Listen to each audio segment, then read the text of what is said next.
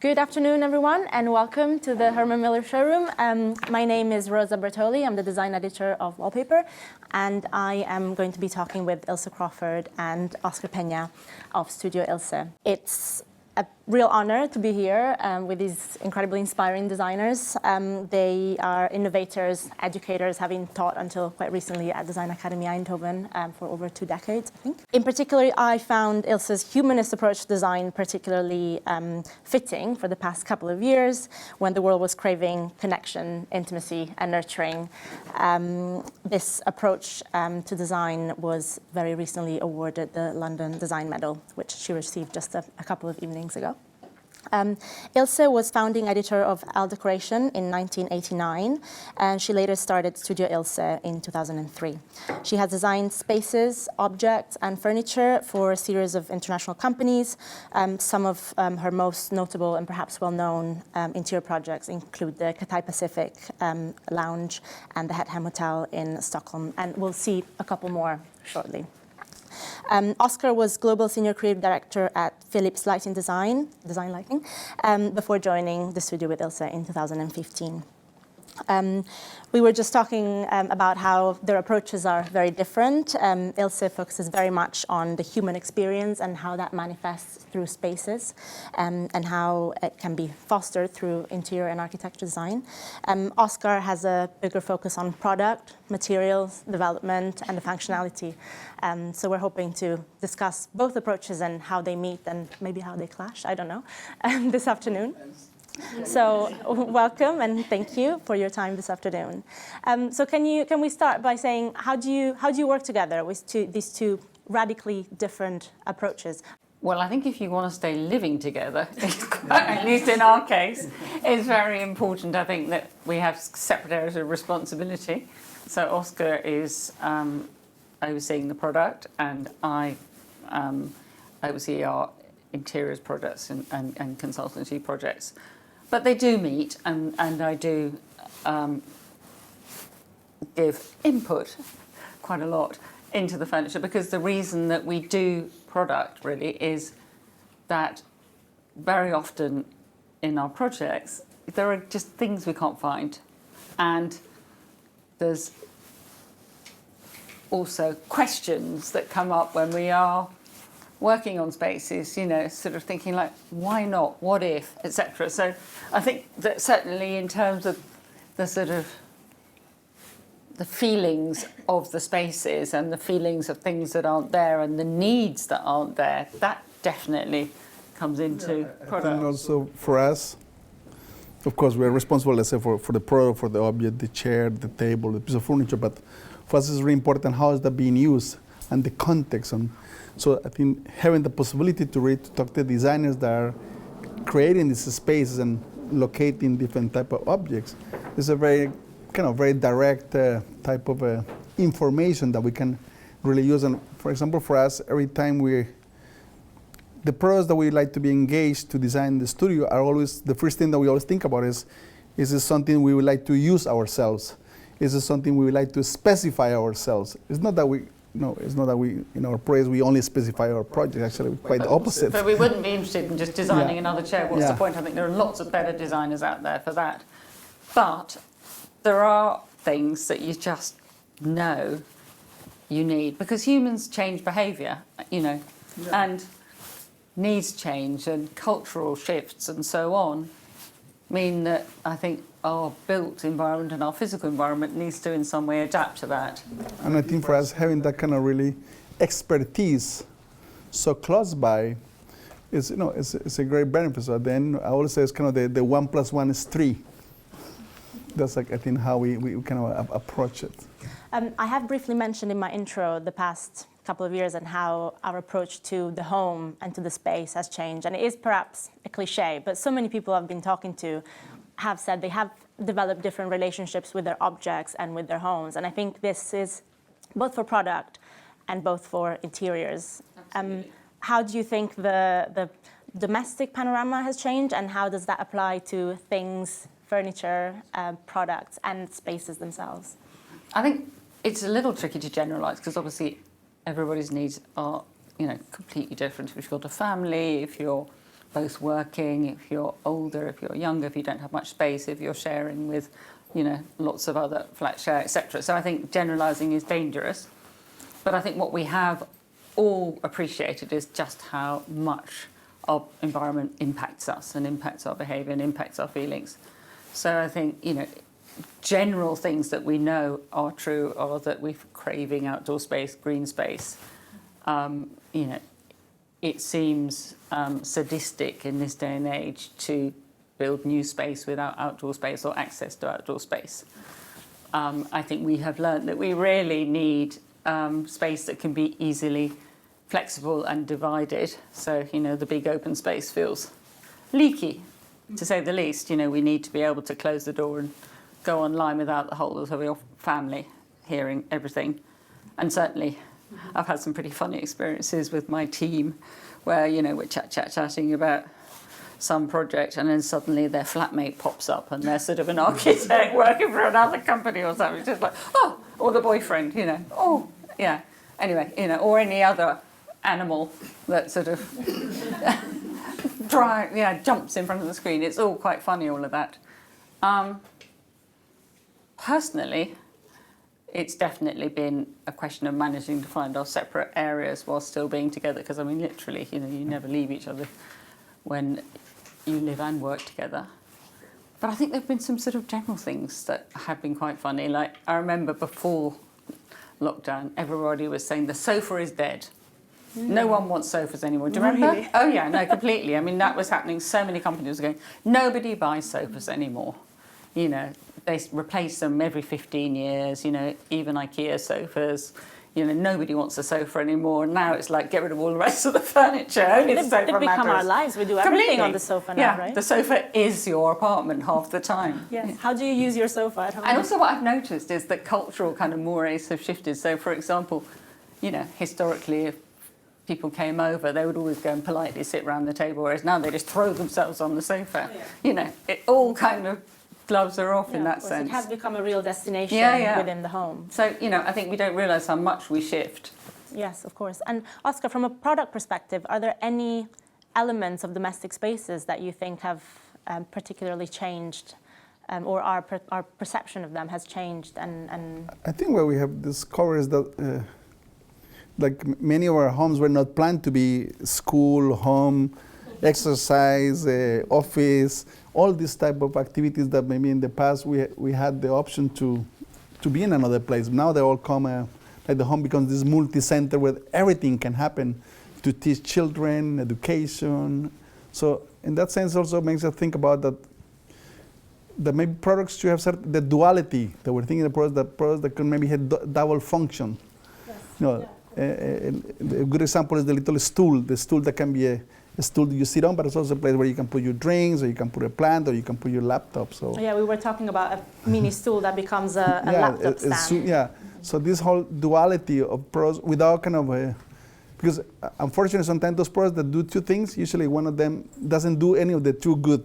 It's always a sacrifice. Yeah. So, but trying to understand now that kind of border between, kind of blurry border between those two possibilities. And I think apart from the sofa, lightness is something that we really value, because actually we do have to be able to sort of shift everything to one side of the room and then back again. Yeah. The weight of the products, I think so.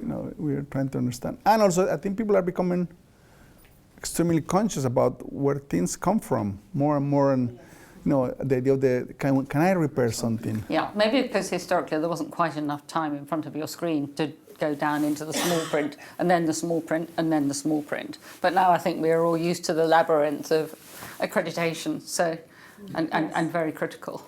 Well, people are becoming more aware, but the environmental aspect of what we own is becoming more urgent, so we can't it's both ignore things. it. Yeah, I think they're more aware. They've had more time in front of a screen to really dig in. Yes, doom scrolling. Yeah, and there's been generally, thank God, a lot more, not just awareness, but communication, I think, about it. So you can really see that that's accelerated. Also, today we have this option that in a few minutes, you can have, let's say, 5 chairs and very quickly really understand and compare materiality, dimensions, cost, price, where they come from. before was quite difficult. The piece of paper, and you get one and you don't get the other one. So this kind of, in some way, this kind of transparency. And there's been more political leadership, not necessarily in our own dear country, but for example, Amsterdam has taken up the donut economics of Kate Raworth from Oxford as their city mantra.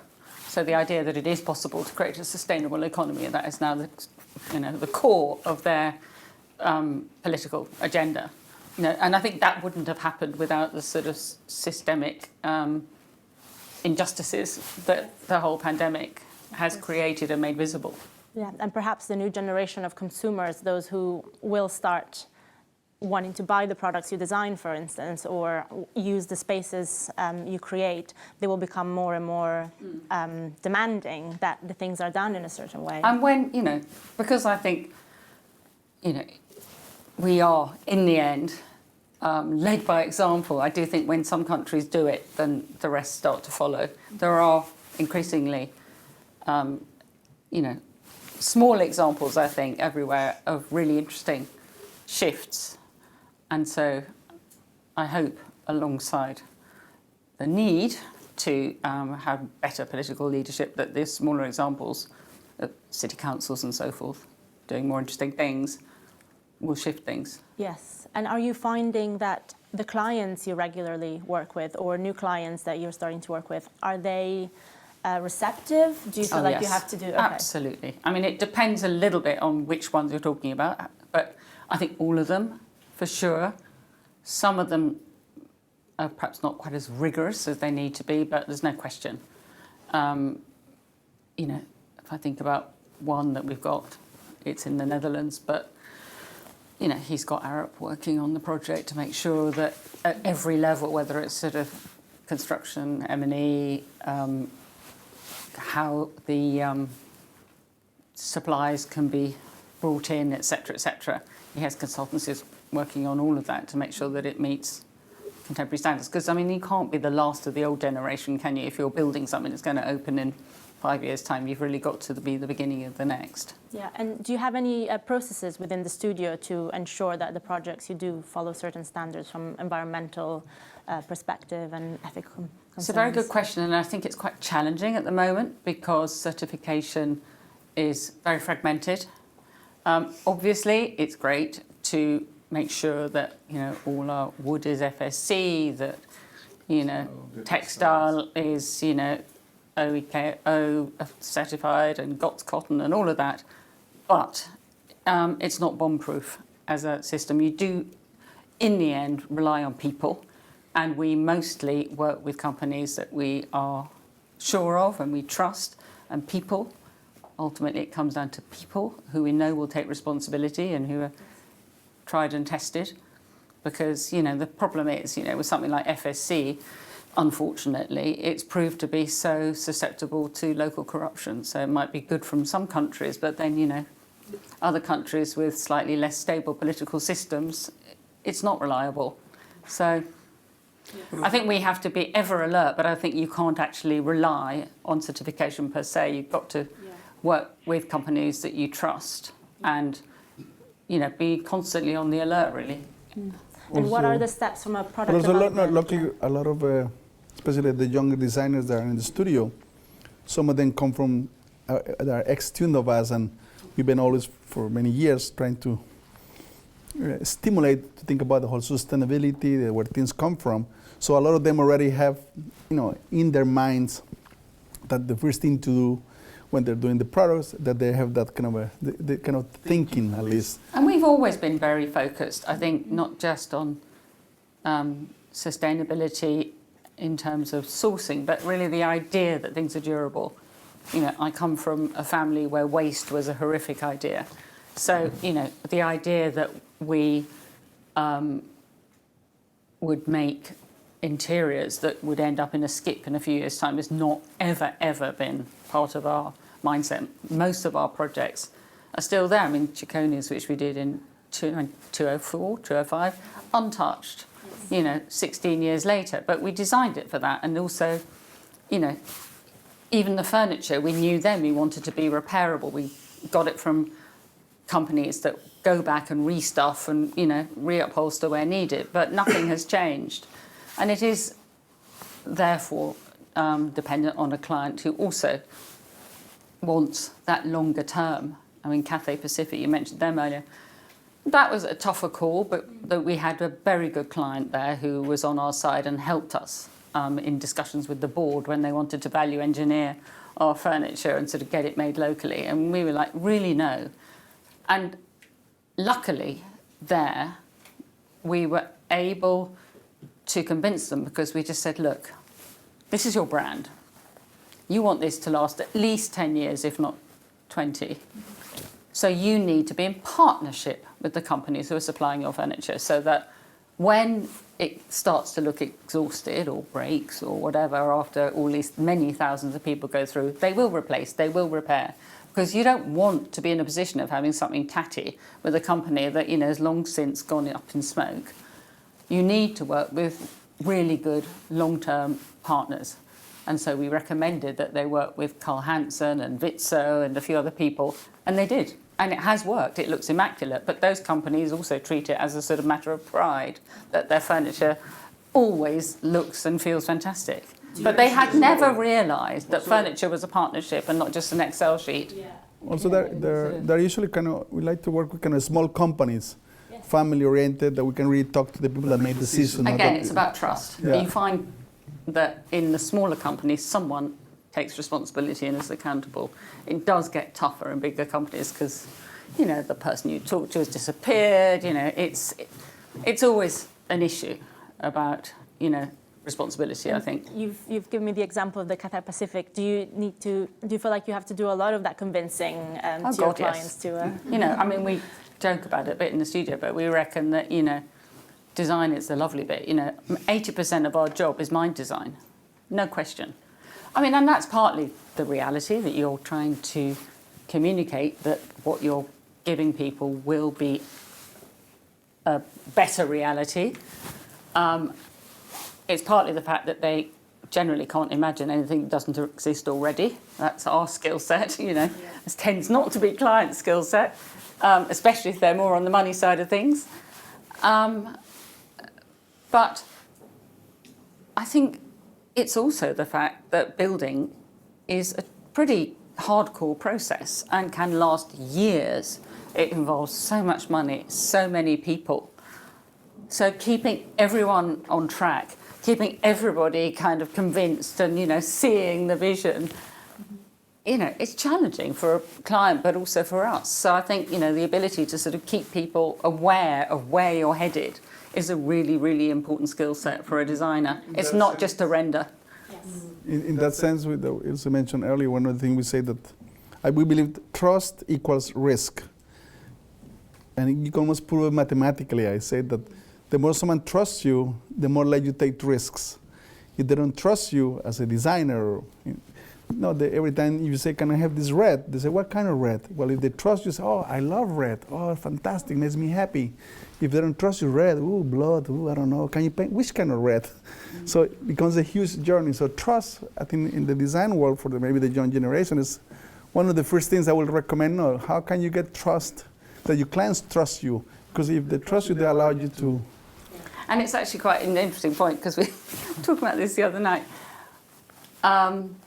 So we have a relatively new client to the studio and working on this project, and the client was sort of sending us mails at 6 a.m, asking other questions other than the job, or ringing us at the weekend. And my designer was going, must have boundaries. They cannot reach out to us after 5 o'clock. I go at 5. And I'm just going, you won't keep your client that way. Obviously, you shouldn't be a doormat, but this is a human relationship. Yeah. And, which one do you want? Do you want to work with a machine or do you want to work with a human? You have to build the human glue. And obviously creating boundaries is part of that. But, you've got to work hard, I think, at the relationship as well as at the work. I was going to say, maybe it sounds very superficial, but I think the clients, they must like you. And then, it's very simple, because if they don't like you, nothing will happen. Yeah. So it's just very, I think the first thing, investors, they like you. And there are many different ways, you can try to persuade them, try to do, and that, but our ability, we're creative, use our imagination. And mostly what they love about designers is precisely that, because mostly for them, design is the opportunity for them to move into a realm that they rarely get to touch in their daily life, And the more you can make that into an experience that they will carry with them for the rest of their lives, the stronger you are as a profession, in fact. That's why, for example, I always recommend, when I was a teacher, for me, the ability to draw. For designers, I always say, please, whoever, you must draw, because if you learn to draw, it teaches you is about to become to observation, to become really a good observer. And any of us can benefit from being a good observer, even if you're a lawyer, a doctor, a nurse, an accountant. It's a great thing to have. And when a client talks to you and they start talking, I would like to have something, and then as a designer, you start drawing for them, oh, it's an artist. That's where, for some people, it's very difficult. When you say, what do you do? Oh, I'm a designer. Do you mean an artist? They can never understand that. That's when you're telling your grandma, what do you do? And they say, oh, artist. I think but I was talking to Daniel Charney, the designer, the other day, and he said actually what he started doing, especially when it comes to talking to his grandparents, is talk about design as applied creativity, which is a bit of a mouthful, but I think it's quite good in a way.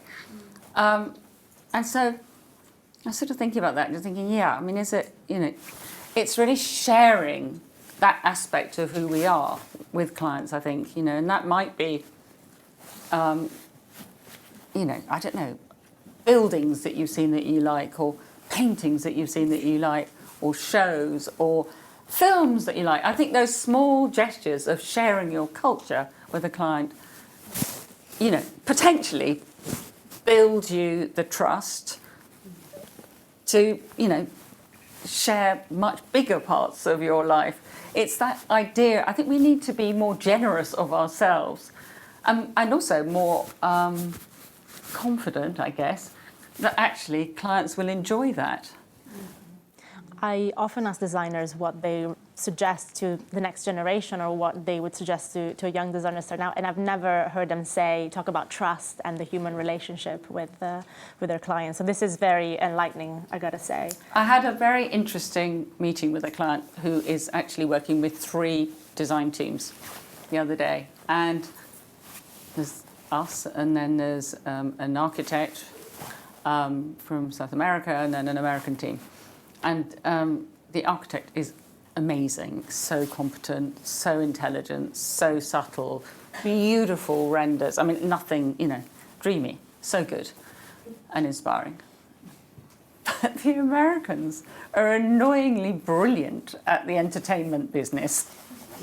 And watching them have this client eating out of their hand, because they would sort of be sketching and describing and telling stories and so on. I was like, oh, God. I can learn a thing or two there, because just the ease that they approached the whole discussion was so interesting. We were going to talk about some of your interiors. We have one here. This is the St. Cuthbert's Refettorio. Do you want to tell us a bit about this? It's a really amazing story, actually, and a classic case, I hope, of leading by example. I don't know how many of you have read about it, but it's a NGO called Food for Soul, which tackles in this order food waste, and the idea that soup kitchens, which is a sort of very British word, should actually become community kitchens by bringing dignity to the table. So basically, there is no they, it's us. And why should somebody in Massimo Bottura, who is one of the founders of Food for Soul, his wife Laura Gilmore is another, why should somebody going to a fancy restaurant have a different experience to somebody going to get a meal in a formerly known as soup kitchen? well, vulnerable, not just the homeless, mainly the homeless, but it's also, very fragile individuals living on their own. Anyway, long story short, they asked us to look at the interior design of St Cuthbert's, which is a soup kitchen, or was a soup kitchen, is in a church hall in Earl's Court. And it became renamed Refettorio Felix. Its Project Felix was the food waste NGO. And it became a refectory rather than a soup kitchen, as I say. This is a good example of the trust, because the Massimo, when he came to us, his brief was, make it beautiful. Yeah, make it beautiful. And that was it. That was it. Is that a dream brief for you? In some ways it really is, because the money was, pretty skinny, to say the least. No money. Yeah, kind of no money. Make it beautiful, but no money. Yeah, but actually that is a better brief than many others. And with that brief, we were able to approach people like Vitra, who gave us these Buriek chairs, which were being moved on from one of their canteens on the Vitra campus. Lightly used, but they wanted to show another piece. We got cutlery from Alessi, we got a rug from La Russi, we got paint from Mylands. I mean, who doesn't want to be part of a brief like that? And I think what was really amazing was how once we sort of integrated all of this into the space, people who had formerly come and sort of had that much more rational experience of, I help you, I give you a meal, bye-bye, and off they went, hung out, and they were here for hours and hours. And of course, that solidarity and that community and that feeling, I think, of feeling respected that you get by being essentially served at the table in a beautiful space, I mean, don't we all love that, meant that they helped each other. So it stopped having that awful whiff of philanthropy, which I think is, a pretty dreadful thing in this category. And then the other thing that happened, which was completely unexpected, I would say, is that as a kitchen, it works from 11, 12 through to about 4. They have their suitcases there, they can take showers, etc., but they go back to the hostels at night. In the evenings, it's these days rented out for parties, for corporate events in the future, I guess, again. Yoga, Alcoholics Anonymous, all the things that, areas like Earl's Court need, which is fantastic because the money goes back into the pot. And it also means that terrible division between the locals, who of course are very often people who, whatever it is, not in my backyard, realised that actually it could so easily have been them. The barrier went down, and that was fab. So, beauty, I think, is powerful. Yeah. Community space, because it really. Yeah, and one of the guys who was using the space said to us, we really love it. We really love it. Because, you just slightly worry as a sort of interior designer that, they might just think it's silly. And, he said, listen, it just shows that someone cares, which I think is profound, actually, because sometimes in the studio we look at a whole series of images of the spaces that we do before we, get our hands on them. And really, humans are very adaptable. They really get used to working in some utter shitholes. And that has to make an impact. Working and living. Yeah. And, it's not good. Yeah, of course. And I think taking space seriously is, a step in the direction of showing that we care about each other. And when in your career did you start considering this human aspect of interiors and applying it to your work? I think, to be honest, I kind of grew up in that world. I have a, Danish Faroese mother. I was eldest of 5 children. We had hundreds of kids coming around. It was always pretty bohemian. But what was really clear to me was the spaces where you felt relaxed, where they were completely inclusive, easy, non-judgmental, meant that people were happy. I mean, you could see the difference completely.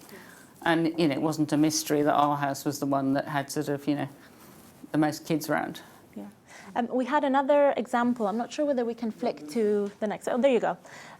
So this is the Anna Freud Center for Research and Treatment of Children's Mental Health. I'm not sure if I've said it correctly. And no, it's quite a mouthful because it's therapy, family therapy. Yes. Anna Freud believed that mental health was a systemic issue and it's nothing about the individual, that it's a family that needs attention. But it's also teaching people to become family therapists. So it's an interesting combination. Yeah, both treatment and training. In the within the same space. Yeah. So challenging because you're in what is quite a big building, but yet you're trying to make it intimate. And in this case, quite a new building because they'd formerly been in Finchley Road in 5 different buildings, but needed more space for the reasons mentioned. And obviously, you have a very sensitive group of people. I mean, it's not the best time in their lives, to say the least. And some of them have had really, really dreadful backstories. And what you're looking at here is the waiting area, which is just beyond the main entrance of the centre. And then this is actually one of the therapy rooms for a family. So typically, they'd be together in that space, the whole family. And it's a very good building, solid building. But what at some point they realised was that actually, the architects were too focused on building the building, but also they didn't really have the skill sets, in fact, to sort of interrogate the situation, to listen to the families, to try and make sense of what the users really wanted. And I think they were getting, quite a lot of direction from the client around it being a sort of, world-class centre of excellence, which for some reason, when donors are involved, usually involves large block capitals of their name and the shiny reception desk.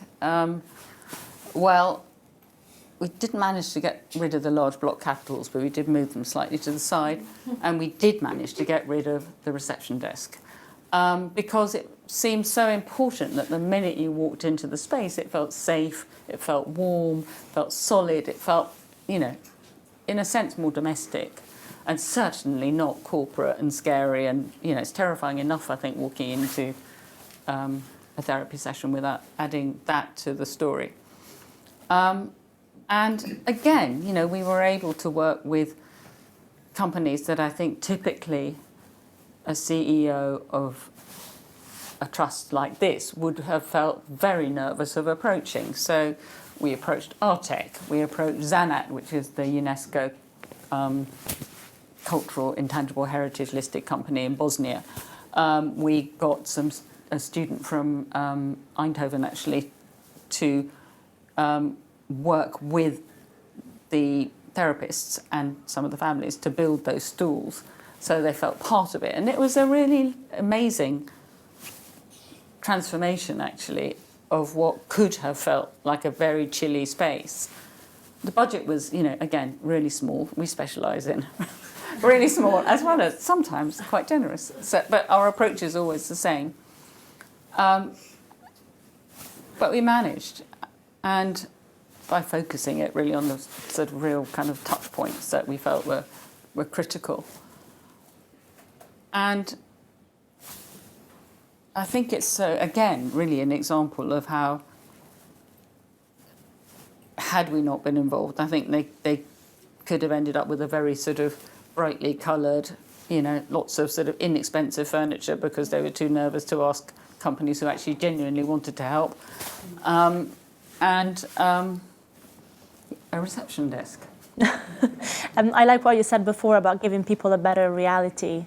And I think these two are perfect examples of doing things with dignity and with a very human, or giving people a space that they can approach with a different sense of dignity. And I think it really is, it's us, not them. When we have a tendency, I think, to sort of put things in silos and categories, not only within the profession, you have interior designers and architects and they work completely separately, but also our clientele, and I'm very often asked by people, so how do you change your approach from, this project to that? And it's just like, we really don't. I mean, often our resources are more limited, but, we have to just figure out a way around that.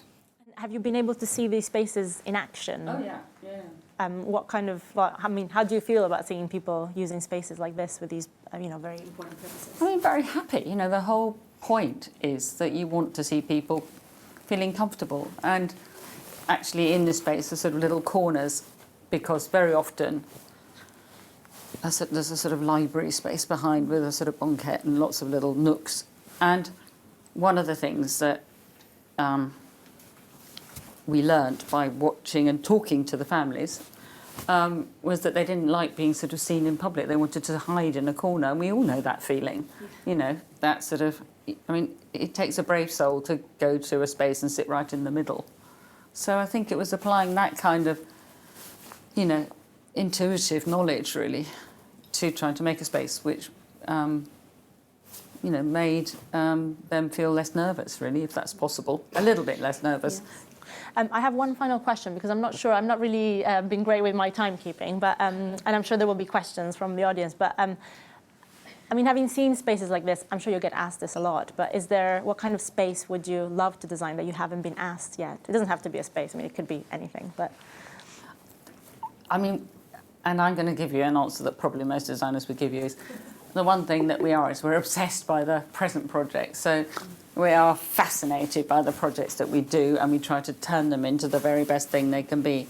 So, I'm absolutely obsessed by a project that we're doing in Amsterdam right now, because it's super challenging and really interesting how to, if you like, try to turn a hotel inside out and make it not look in on itself, but look out at the streets around it. It's fascinating. And obviously because of the challenges of the new regulations there around using no more than 50% new materials. Okay. So that's kind of interesting. That sounds really fun to tackle. Yeah. That won't be in place till 2030 really officially, but once you announce something like that, you're kind of already there, really, aren't you? You might as well start. It might as well start, exactly. So that's really fascinating. And we've also got another project where we're more consulting, actually, because it's something that's, we hope, going to spread. But it is essentially housing for people over 60, but in a sort of very lively community space that is also very geared to the local space. So the idea really is how to do housing for older people that actually isn't for older people. It's so that everybody feels that there are facilities and resources that are exciting. So, that's a good example of the new reality. So, it will have very nice apartments in, sort of inspiration like the Barbican, but it won't be the Barbican, but you know what I mean? You think, why can't they be like that? Well, and then a lot of spaces that will be really about the things you can't do when you're younger. You don't have time. But so facilities, so music studios, painting studios, a kitchen, exercise. So the idea is it should be the opposite of it being the end of your life. It should be the beginning of a new life. That sounds incredible. And where is that? Sorry, did you say? Swiss and German client. Okay. So the idea is that it should be actually in many places, because theoretically, and they've got a lot of conversations going with different buildings at the moment, it should be all over Europe initially, but that you should be able to move from building to building, from city to city. So, if you fancy specialising in art history, you can move from Hamburg and settle in Rome for a while. Yeah, in a way, yeah, I think it's a really brilliant idea.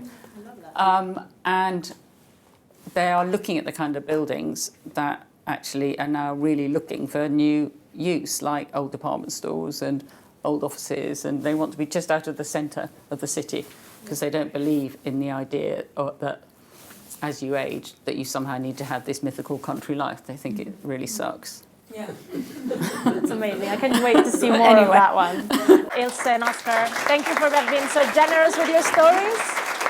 And have a lovely evening, everybody. Thank you.